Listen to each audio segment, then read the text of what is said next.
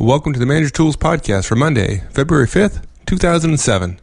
How to handle peer conflict when your directs are involved. Part 1 of 2.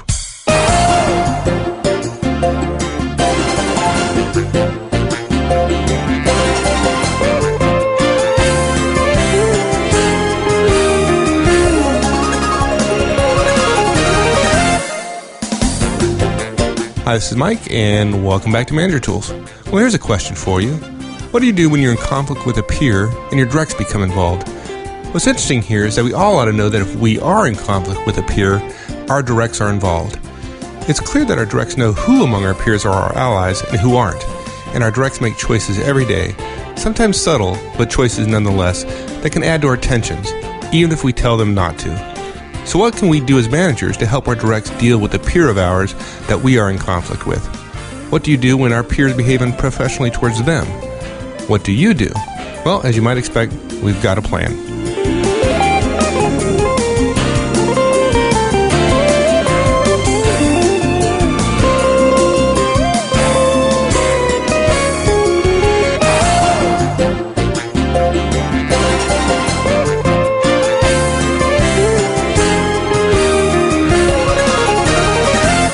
This peer conflict problem, it happens all the time.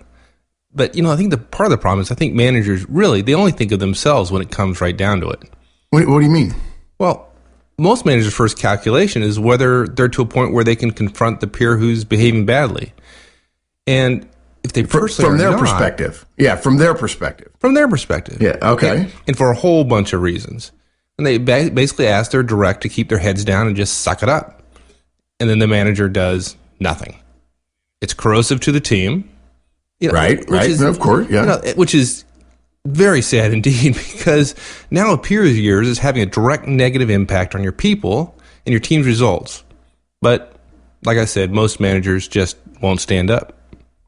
Yeah, the way you put it that way, you're right. Okay, so you mentioned reasons. You said there's a host of reasons. What are you referring to? Why the managers won't stand up? Yeah. Well, they're up for a promotion. Their peer has more political clout than they do. Okay. The manager who we're talking about here made a mistake last week, and now's not the time. They feel a little bit kind of out there on the edge a little bit. But that's real, right? I mean, that really people make those calculations all the time. Well, all these reasons are real. I mean, the peer is stressed. The peer knows an important senior executive, and you're afraid you might be sticking your neck out a little bit. Right. It's a high-level project, or it's a low-level project, so why bother? They don't want to cash in a chit with their boss. Right. The peer has no political power at all, so why bother? Managers have lots of reasons. I think it's really interesting. You said the two of them you strung together was it's a high-level project or it's a low-level project. Managers can talk themselves out of action with we can make excuse. this really easy. The way to handle peer conflict is only deal with peer conflict on those mid-level projects. Right. The ones that aren't so big that everybody notices and the ones that aren't so small that nobody cares. Right. So. But the way you string it together, you're right. I think you're right. But you and I both know that what the real reason, though. The real reason is they just don't know what to do. If they had a way to do it, they'd step up more often. And what do you know? This is Manager Tools. Last time I checked, this is Manager Tools anyway. And we actually have the way to do it. You don't say. Yeah. Now look, when I was listening to you, I thought, God, we could talk about each one of those subtleties. We could talk about high-level project, low-level project, no political power, big mistake last week. We could talk about all those things. And actually, I don't know, we haven't talked about this before. I know we haven't talked about it in a cast. I don't think we even talked about it just in day-to-day operations.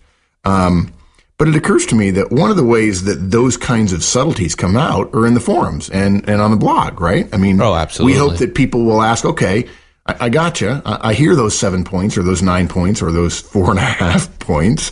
And now let me apply it to my situation and what's different and so on. So if anybody out there has questions about what do you do when the peer knows an important senior executive, those kind of questions, we love to get them, and we're happy to do it. Happy to get that kind of additional sort of subtle shadings to the recommendations that we make. And of course, what you do is you kill the important senior executive, and then there's no longer a problem, and you're able to. Yeah, exactly.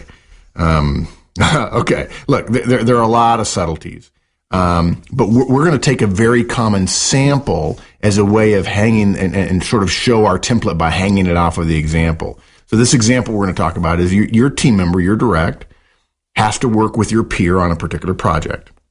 Whether it's important or not is irrelevant, as Mike indicated. It doesn't matter whether it's important or not. The managers who aren't going to give the feedback, they're not going to give it for those very reasons. I love that. Who has more skin in the game isn't relevant either. What it boils down to is your direct comes to you and says, Paul is really tough to work with. Paul, in this case, is going to be your peer.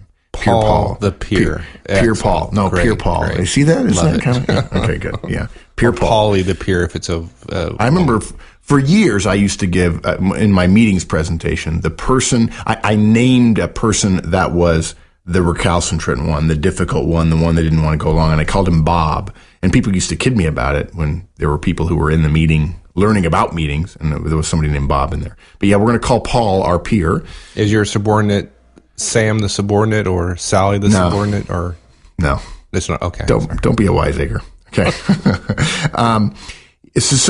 He continually knows. Okay, so your direct comes to you and says Paul's really tough to work with. He continually knows he owes me stuff, but he just blows me off. And there are people who say, and he can because he's a boss level guy. Now I'm behind. He won't even reply to my mails or my calls. That's a terrible frustration for a lot of people. They just don't know what to do. Even though he's always on that dang BlackBerry, he won't answer my mails, and I know he's getting them because he crows about them every time we're in a meeting. I just think he wants to show off that he's one of the execs that got a BlackBerry, a CrackBerry. Yeah. Well, I've certainly been here. Yeah. I think a lot of us have. So here's our game plan. Seven recommendations. They generally flow chronologically, but each one stands on its own as well.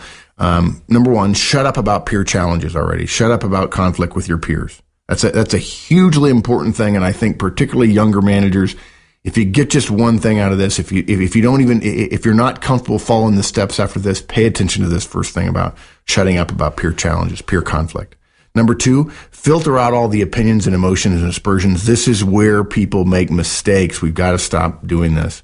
We end up talking to our peers about how everybody feels about them. And the higher you get up, the higher you get up the ladder, the less that matters. Number three is focus on the work and the task at hand. Number four, you've got to turn the other cheek. I know that's probably not in anybody's professional performance management, corporate manual or anything else, but it's a brilliant technique, and sometimes just because it catches people by surprise. It's an old technique too, 1,000 years. Yeah, it is. In fact, there's a long history there, isn't there? And then once they failed or whatever, you ask again. You don't pull the trigger after one failure. You help your directs with communications. This is another area where people miss it.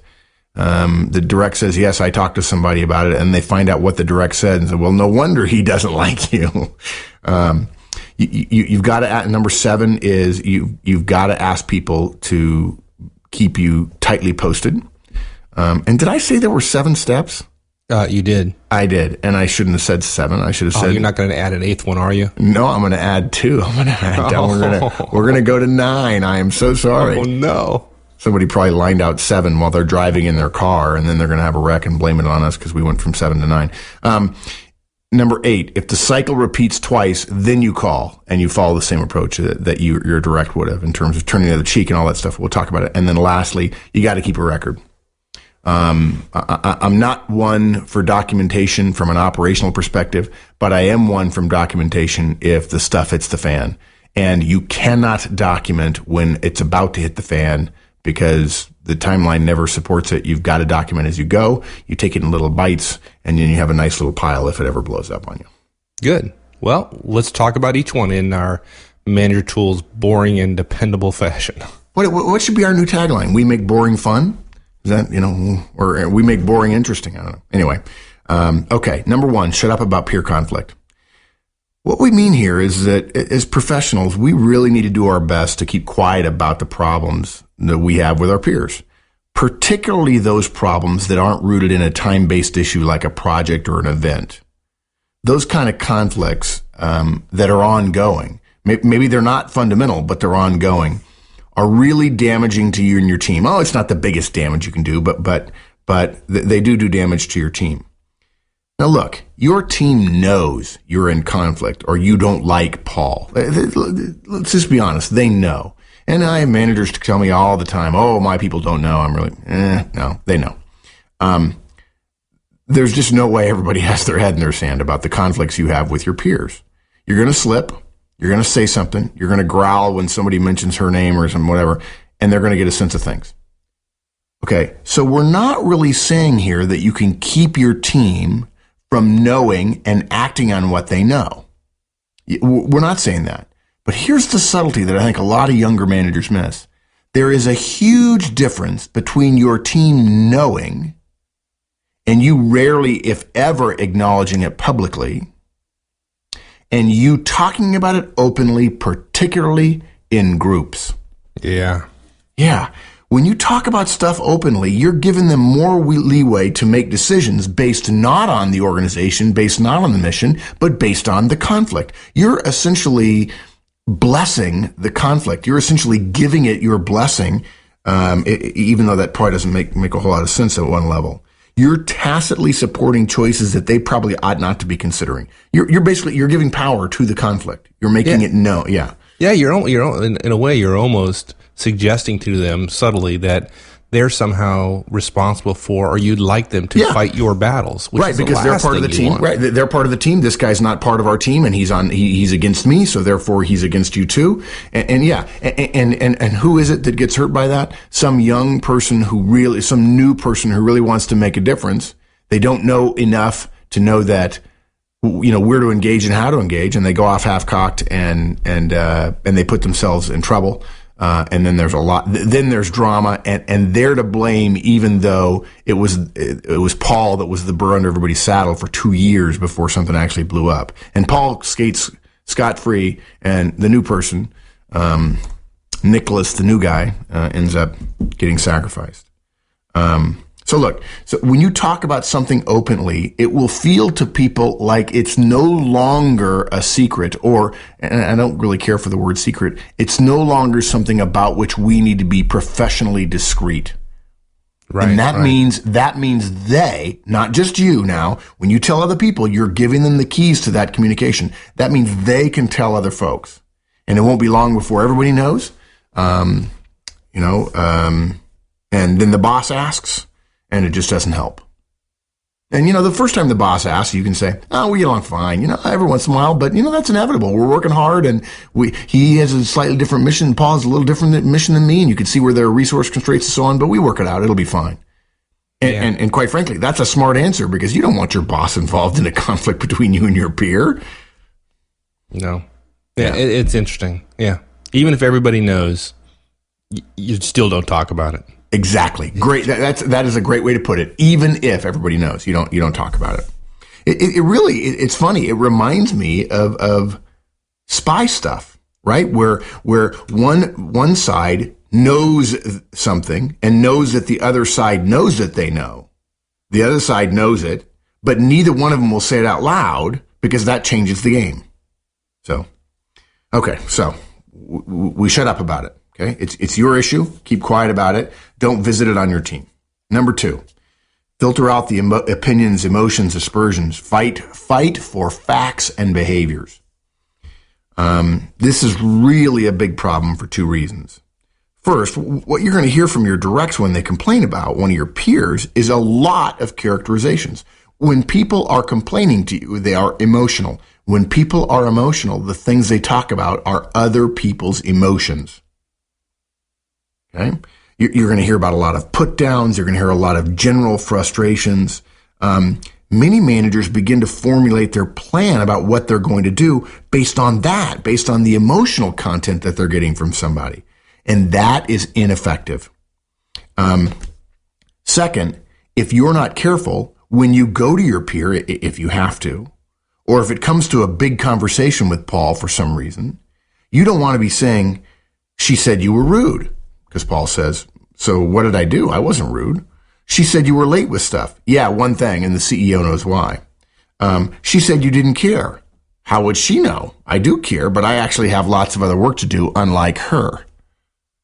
Right? Saying you didn't care, saying somebody was rude, those are emotions. Those are things that people are very comfortable. If you start talking about how other people feel, they will shut down almost immediately. And you don't want your peer shutting down when you're actually talking to them about trying to resolve this particular problem. Yeah. If we as managers take the protective mom or dad stance and say, gosh, I don't like what my peer's doing to this person, so I'm going to buy into their emotions, you end up hearing those emotions. And again, emotions don't work when if in fact you're put in a situation where you feel like you need to go talk to your peer. Yeah. In a lot of cases, your subordinate has some skin in the game. There's something they did or may have done to contribute to the issue. And they're not necessarily going to come out and tell you that right at the front. So you almost got to be a detective here, and to some degree. Yes. Otherwise, you go into the conversation with your peer without all the facts, and you come out looking like an idiot. Yes, exactly. And you can't blame your subordinate on that. We hold you to a higher standard as a manager. And I'll tell you, when I'm working with clients and there's a conflict that's in the way of a project that I'm helping with, I try very hard to focus on facts, but one of my weaknesses is I get emotional about the fact that they can't talk about facts.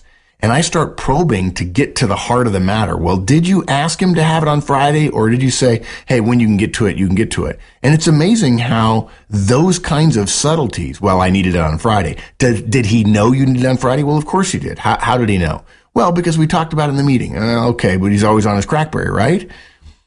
And what I find is when I hear these comments that are really not answers, and I find myself getting frustrated that I can't truly know what happened in order to characterize it effectively to get what I want from my peer, which is more effectiveness for my team, or for my client's team, I get frustrated and I actually push harder on asking the questions.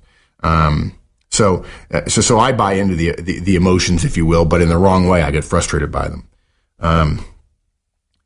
Look, when you talk to your direct, have in mind that conversation you may have to have with your peer, with Paul, and think about what power there will be in what you say. Talking about emotions, there's very little power there.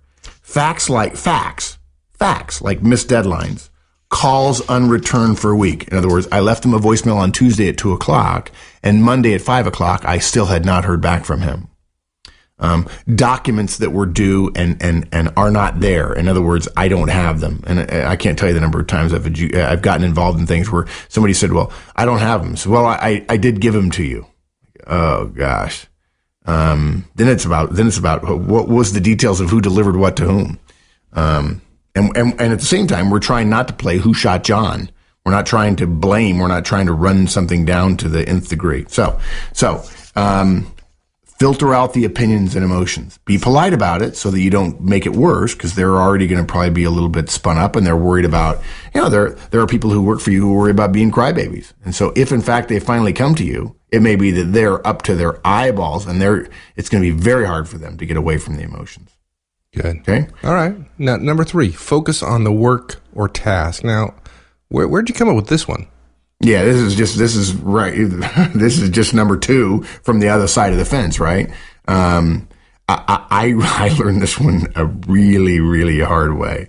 A manager came to me and said, hey, I did it your way, but it didn't work. I didn't tell my peer about how his emotions or his attitude was a problem. I showed him the behaviors that led us to think it was attitude. They knew the DISC profile, and so they watched their faces and said, you have a bad attitude because we saw you grimace, because we saw you do this, because, in other words, we had behaviors, and so therefore our conclusions are justified. Not an effective plan. My fault for not being clear. I've since added this step. As you're talking to your frustrated direct, ask about the work. Work usually breaks down into, this is Horstman's Law of Projects, who does what by when. You'll want to focus on what your peer, who, did or didn't do what, and what deadlines they missed, when, and the impacts of those who, what, and whens on your subordinate, the project, the business, revenue, costs, whatever. And I'm amazed, by the way, we need to have a whole set of casts on this, Mike, at some point, but I'm amazed at the number of people who don't get that time is a cost. Yeah. Okay. So to do this, to really focus on the work or task, to my point earlier about my weakness with this, I often find myself having to level set pretty quickly. It is surprising sometimes to me how folks don't realize that all they have is a bruised ego because of what a jerk your peer is, and a bunch of subtle slights, which hopefully aren't worth fighting about because you probably can't win the fight anyway.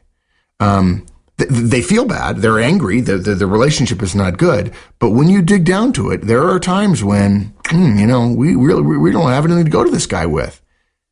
And you've got to level set the direct back and go, oh, time out. This is not something we can go talk to him about. There's not a problem here yet. We're going to give him some grace. He's been busy. He's been out of town. She's been doing this or that or whatever. So I recommend saying, okay, help me really understand the details here. I want you to explain the background to me. I want you to focus on what you did and what he did and when he did it and when you did it and so on. Not why he did or didn't do it or how you felt about what he did or didn't do, but the who and the what and the when. Get details. Was it by voicemail or email? If there are emails involved, have the direct forward the emails to you, even if you don't think you're ever going to go to your peer with it. It may affect something else that you work on. You may look at that email and immediately get some insight into why the problem exists. Yeah. Think about a high D sending a brief, bottom line up front email to a high S. Right? The D says, I could not have communicated any clearer, which is absolutely true in his mind. And the high S says, I've never been more insulted in all my life. And who among us who knows anything about DISC doesn't say, yep, oh yeah, there it is. Oh boy. Or a high S sending an email to a high D. We don't want to devolve people down to just a high ID or SSC or whatever, but a high S who writes 4 paragraphs. And the high D says, if I got that mail, it's already deleted because I think it was really long. And all I wanted to know was it done or not?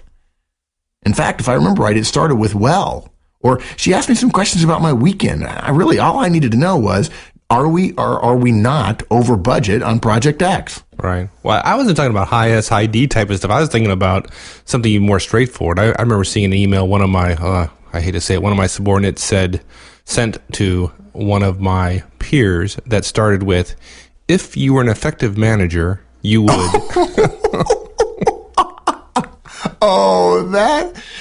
Yeah. You know what? That's the kind of thing that Dilbert would satirize by the response being, if you worked here anymore. Yes, exactly. Yeah. Oh, my. All right, we'll stop there and finish up the conversation next week. In the meantime, if you haven't checked out the Manager Tools Effective Manager Conference in April, here in beautiful Washington, D.C., go to the website and check it out. We only have 100 slots, and they're filling up quickly, so don't delay too long. All right, folks, until next week, so long.